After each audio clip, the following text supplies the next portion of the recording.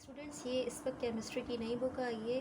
ठीक है, ये क्लास मैट्रिक के लिए आई है, क्लास 10 के लिए, क्योंकि ये बुक फ़र्स्ट टाइम इंट्रोड्यूस हुई। तो इसमें ऐसे सारे नए नए चैप्टर्स मौजूद हैं जो इससे पहले आपने नहीं पढ़े होंगे।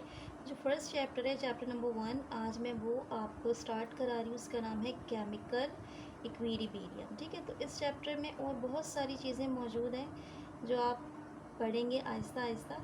लेकिन आज कुछ टॉपिक हैं, मैं कोशिश करूँगी क्वेश्चन नंबर 1 से लेके क्वेश्चन नंबर 6 तक इस चैप्टर के जो कंटेंट्स हैं उसको मैं कवर करवा दूँ इंशाल्लाह ताला। आगे भी इसी तरीके से क्वेश्चंस जो है मैं उसे कंप्लीट कराती रहूँगी। तो केमिकल इक्विलिब्रियम के कंटेंट्स में, अच्छा इससे पहले एक बात आपको बता दूं कि ये बुक अभी मार्केट में बहुत कम अवेलेबल है, कुछ ख़ास स्टोर्स पे मिलेगी। तो मैं आपको सजेस्ट करूँगी कि इसकी जो पीडीएफ है इसको आप डाउनलोड कर लें बुक को, और लेक्चर्स को यहाँ से रीड करना स्टार्ट कर दें, देखना स्टार्ट कर दें। जो आपको मुनासिब लगे आप उसको फॉलो कीजिएगा। ठीक है, तो सबसे पहली चीज़, केमिकल इक्विलिब्रियम क्या होता है इसको समझना है आपको। इसके लिए आपको पता होना चाहिए कि इक्विलिब्रियम किसे कहते हैं। ठीक है, अगर कोई आपसे पूछता है कि what do you mean by the equilibrium, तो सिंपल लफ्ज़ों में आप ये कहेंगे कि इक्विलिब्रियम का मतलब होता है बैलेंस। ठीक है, तवाज़ुन। इसको इस तरीके से समझ लीजिए कि अगर आप किसी शॉप पर जाते हैं और आप शॉप वेंडर से कहते हैं कि मुझे 1 kg सेब दे दें, तो उस सेब को किस तरीके से मेजर करते हैं। वो एक तरफ जो है वो 1 kg का वेट रखते हैं, दूसरी तरफ जो है वो एप्पल्स को डालना स्टार्ट कर देते हैं। एक वक्त ऐसा आता है कि एप्पल और जो वेट है इन दोनों का स्केल बराबर हो जाता है। एट दैट टाइम जो वेंडर है वो आपको बताता है कि बैलेंस हो गया, अब ये जो सेब है ये 1 किलो है, आप इसको परचेज़ कर सकते हैं। अब केमिकल्स की लैंग्वेज में क्या होगा, जाहिर सी बात है आप सब्सटेंस को किलो में और टनों में तो मेजर नहीं कर सकते। तो इसको मेजरमेंट करने के लिए जो तरीका होता है वो कहलाता है केमिकल इक्विलिब्रियम। केमिकल इक्विलिब्रियम का मतलब ये होता है कि जब रिएक्टेंट और प्रोडक्ट दोनों चीज़ें जो हैं वो बैलेंस हो जाती हैं, तो इसका मतलब होता है कि कोई भी स्टेट केमिकल इक्विलिब्रियम है। व्हाट आई मीन टू से इज़ दैट कि किसी भी रिएक्शन में आपको पता है कि कुछ पार्टिसिपेंट्स या कुछ स्पीशीज़ जो हैं वो हिस्सा लेती है, जो हिस्सा लेती है वो कहलाती है रिएक्टेंट। जैसे ही ये आपस में रिएक्ट करेंगी तो ये एक चीज़ बनाती हैं जो कहलाता है प्रोडक्ट। रिएक्टेंट एक से ज़्यादा हो सकते हैं, प्रोडक्ट भी एक से ज़्यादा हो सकते हैं, डिपेंड करता है कि हमने कितनी नंबर ऑफ़ स्पीशीज़ जो है उसको आपस में रिएक्ट कराएं। तो जब ये रेशो बराबर हो जाएगा, यानी कि रिएक्टेंट जो है वो इक्वल हो जाएंगे प्रोडक्ट के, यानी किसी भी केमिकल रिएक्शन में 50% रिएक्टेंट और 50% प्रोडक्ट दोनों हमें एक साथ साथ मिल रही होंगी, तो इस स्टेट को हम कहेंगे कि ये क्या चीज़ है, केमिकल इक्विलिब्रियम। अब अगर आप इस चैप्टर में देखेंगे तो बहुत सारी चीज़ों की बहुत सारी एक्सप्लेनेशन होंगी। मैं कोशिश कर रही हूँ कि मैं इसको रिड्यूस करके जितना छोटे से छोटा लेक्चर आपके लिए कर सकती हूँ वो कर दूँ। जो पहला क्वेश्चन है मेरे पास, जो आपकी पीडीएफ में ये पेज नंबर 17 पर मौजूद होगा आपकी बुक में। ठीक है, इसमें आपसे सवाल किया जा रहा है कि define chemical equilibrium with example. वैसे तो उसकी बुक में मौजूद है कि केमिकल इक्विलिब्रियम किसे कहते हैं, लेकिन मैं आपको यहाँ दोबारा बता दूँ कि केमिकल इक्विलिब्रियम से क्या मुराद होती है कि जब भी रिएक्टेंट और प्रोडक्ट एक दूसरे के साथ बैलेंस स्टेट में होते हैं, यानी कि 50% रिएक्टेंट 50% प्रोडक्ट में जो है वो कन्वर्ट हो चुका होता है, ये दोनों आपस में बैलेंस में होते हैं, तो इस चीज़ को आप क्या कहते हैं, आप कहते हैं कि ये केमिकल इक्विलिब्रियम है। अब इसकी एग्जांपल आप इस तरीके से दे सकते हैं कि फॉर एग्जांपल आपके पास एक रिएक्शन मौजूद है, ये रिएक्शन है N2 प्लस 3H2। ठीक है, तो अब ये N2 3H2 जब आपस में कंबाइन होगा तो ये बनाता है 2NH3, यानी कि 2 अमोनिया के मॉलिक्यूल्स। तो होता क्या है कि इसमें 50% जो है ये रिएक्टेंट है N2 प्लस 3H2, और जो बाकी चीज़ बची है वो है 50%, वो क्या चीज़ है, आपका है अमोनिया। तो यहाँ पे ये दोनों बैलेंस हैं। ठीक है, अच्छा यहाँ पे एक चीज़ मैं आपको और सिखाती चलूँ जो आपको आगे भी काम आने वाली है। आपसे बार बार पूछा जाएगा कि 2 तरह के पार्ट होते हैं किसी भी केमिकल इक्विलिब्रियम में। एक कहलाएगा रिवर्सिबल इक्विलिब्रियम, दूसरा कहलाएगा इरिवर्सिबल इक्विलिब्रियम। तो इस बात को सबसे पहले अच्छे तरीके से समझ लीजिए कि ये है क्या चीज़। ठीक है, कोई भी केमिकल रिएक्शन होता है उसमें हम उसको 2 तरीके से कैटेगराइज कर सकते हैं। नंबर 1 होता है रिवर्सिबल रिएक्शंस। ठीक है, दूसरा होता है इरिवर्सिबल रिएक्शंस। रिवर्सिबल रिएक्शंस का मतलब होता है कि अगर कोई स्पीशी आपस में रिएक्ट कर रही है और रिएक्ट करने के बाद वो प्रोडक्ट बना रही है, तो वो प्रोडक्ट दोबारा कन्वर्ट हो सकती है रिएक्टेंट में।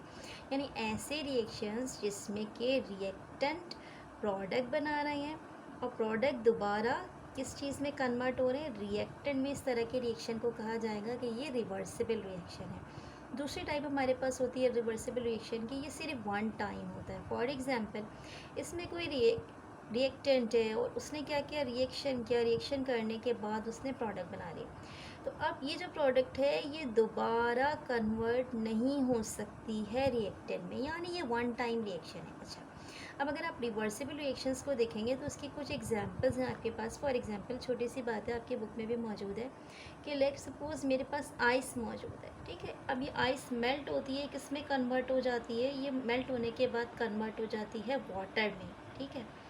लेकिन ये वाटर जो है, जब मैं इसको दोबारा फ्रीज़ कर दूँगी तो ये फ्रीज़ होने के बाद फिर से किस में कन्वर्ट हो जाएगा, आइस में। तो इसका मतलब ये रिएक्शन कैसा हुआ, रिवर्सिबल, यानी आइस मेल्ट हुई, इसने। अगर आप रिवर्सिबल रिएक्शंस की मिसाल लेंगे तो उसके बाद छोटी सी एक मिसाल मैं आपको देती हूँ कि फॉर एग्जांपल आपके पास कोल मौजूद है, नॉर्मल कोयला जिससे आप कहते हैं। आपने क्या किया, इसको बर्न कर दिया।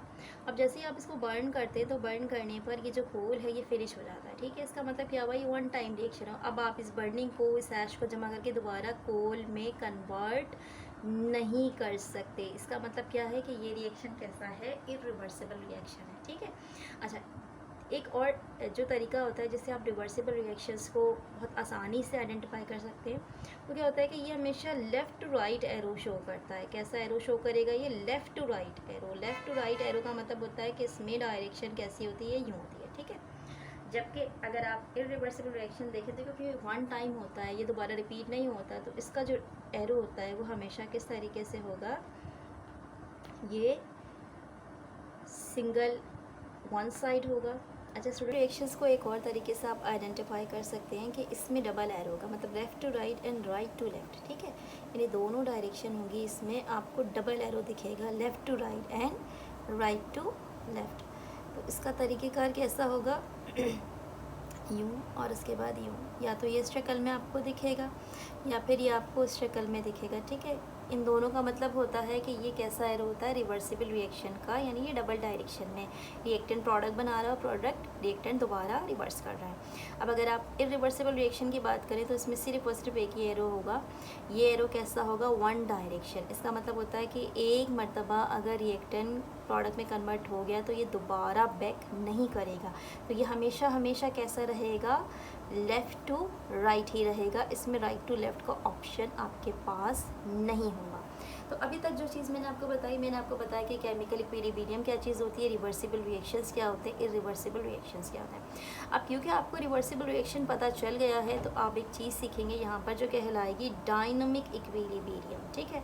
अब ये वर्ड जो है वो भी शायद आपने पहली मरतबा सुना होगा। तो डायनामिक इक्विलिब्रियम जो है ये कब किसी भी केमिकल रिएक्शन में अचीव होगा, जब रिएक्टेंट प्रोडक्ट बना देगा और प्रोडक्ट जो है वो दोबारा रिएक्टेंट कन्वर्ट होना शुरू हो जाएगा, और जो दोनों की परसेंटेजेस हैं वो 50-50% होगी। जैसे कि थोड़ी देर पहले मैंने आपको एग्जांपल दी थी अमोनिया की, कि नाइट्रोजन और हाइड्रोजन आपस में मिलकर अमोनिया बनाते हैं, तो जैसे ही 50% रिएक्टेंट जो है वो कन्वर्ट हो जाता है 50% प्रोडक्ट में, तो इस तरह का इक्विलिब्रियम जिसमें दोनों आधे आधे आ जाते हैं वो क्या कहलाएगा, डायनामिक इक्विलिब्रियम, ठीक है। इसमें क्या होगा, जो आपका फॉरवर्ड रिएक्शन है और जो बैकवर्ड रिएक्शन है ये दोनों एक किस्म के इक्विलिब्रियम में आ जाएंगे, 50-50% अचीव हो जाएंगे, तो अब ये क्या कहलाएंगे, आपके डायनामिक इक्विलिब्रियम।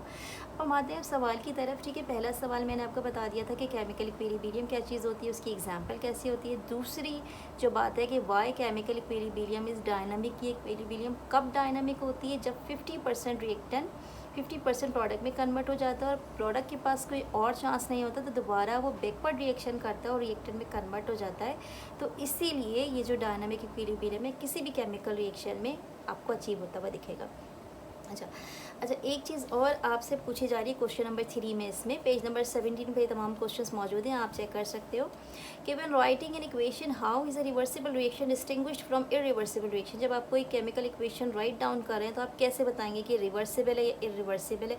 मैं आपको छोटी सी एग्जाम्पल इसकी देती हूँ। लेट सपोज मैंने लिखा कार्बन प्लस ऑक्सीजन, ठीक है, और ये मिलके बना रहा है कार्बन डाइऑक्साइड। ये फर्स्ट रिएक्शन मैंने लिखा। सेकेंड जो एक रिएक्शन है वो मैंने इस तरीके से लिखा कि ये है मेरे पास पोटाशियम क्लोरेट KClO3, ठीक है।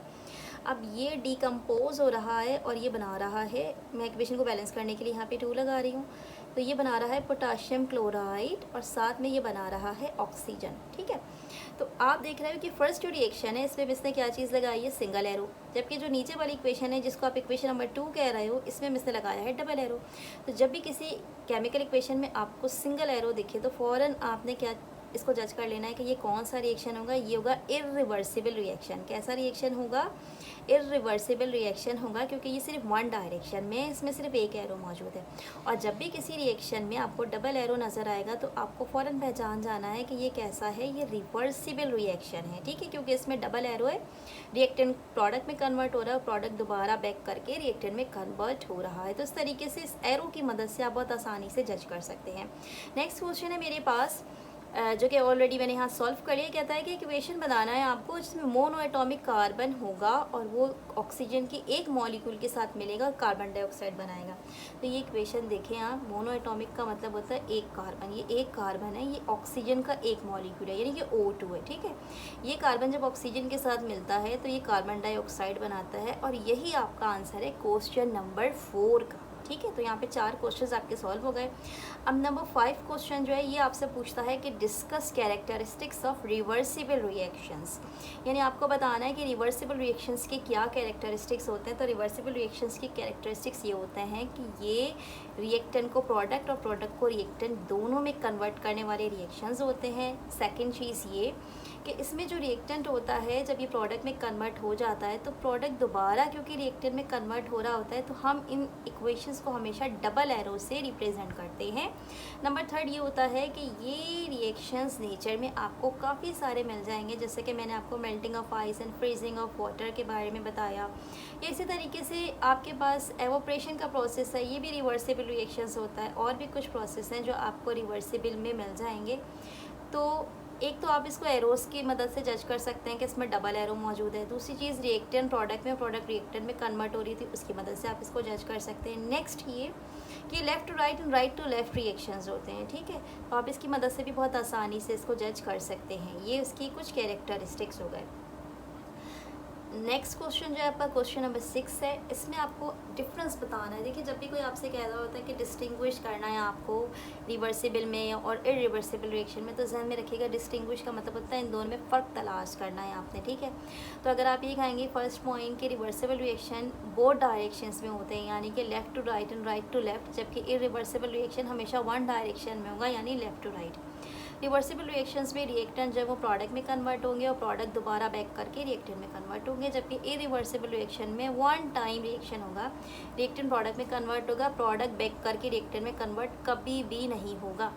रिवर्सिबल रिएक्शन की जो कॉमन एग्जांपल है वो क्या मिल सकती है आपको, कि फॉर एग्जांपल आप एवोपरेशन का प्रोसेस देखें, इसमें जो वाटर जो है अगर एवोपरेट हो रहा होता है तो आप इसे किसी जगह कलेक्ट करके दोबारा जो है इस्तेमाल कर सकते हैं। इसी तरीके से मेल्टिंग ऑफ आइस की एग्जांपल मैंने आपको दी थी, वही दोबारा आपको बता रही हूँ कि अगर आइस मेल्ट होती है और वो वाटर बना लेती है तो इसी वाटर को फ्रीज करके आप दोबारा आइस में कन्वर्ट कर सकते हैं, ठीक है। जबकि रिवर्सिबल रिएक्शन में फॉर एग्जांपल मैंने आपको बताया था कि अगर कोल है या इस तरह का कोई भी प्रोडक्ट है जो कि बर्निंग हो रहा है तो ये दोबारा आपको बैक करके नहीं मिल रहा, ठीक है। या अगर रस्टिंग का प्रोसेस है, फॉर एग्जांपल आयरन है वो ऑक्सीजन के साथ मिलकर रस्ट बना रहा है तो ये रिएक्शन कभी बैक नहीं होगा। ऐसे रिएक्शंस जो कि नेचर में रिवर्सिबल हैं इनकी भी आपको बहुत सारी एग्जांपल्स मिल जाएंगी, जो इरिवर्सिबल हैं उसकी भी बहुत सारी एग्जांपल्स मिल जाएंगी। मैं आपको सजेस्ट करूँगी कि आप बुक में इस वाले टॉपिक को देख लीजिएगा और इसमें 2 से 3 पॉइंट एटलीस्ट बना के एक एक एग्जाम्पल्स पुट कर लीजिएगा, तो इस तरीके से आपके डिफरेंस जो हैं वो हो जाएंगे। इतना ही काफ़ी है आज के लिए। इंशाअल्लाह ताला अगले लेक्चर में हम आपसे मिलेंगे, तब तक के लिए अल्लाह हाफ़िज़।